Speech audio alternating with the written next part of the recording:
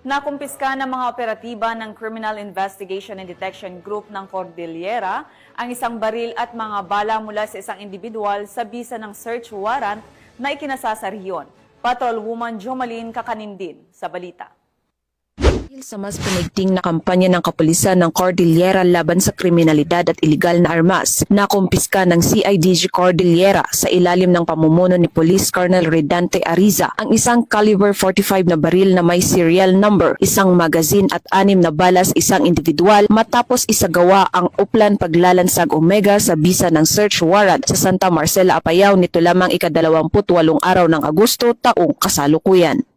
Matagumpay ang operasyon dahil sa pagtutulungan ng mga operatiba sa pangunguna ng CIDG Apayao Provincial Field Unit, katuwang ang Santa Marcela Municipal Police Station, RIU-14 at ng Apayao Police Provincial Office. Isinagawa ang pag-imbentaryo sa mga nakumpiskang ebidensya sa mismong lugar at harap ng arestado na sinaksihan ng kinatawan ng lokal na pamahalaan ng nasabing lugar. Matapos basahan ng kanyang karapatan sa salitang kanyang naiintindihan, dinala ang arestado sa tanggapan ng pulisya para sa tamang dokumentasyon at wastong disposisyon.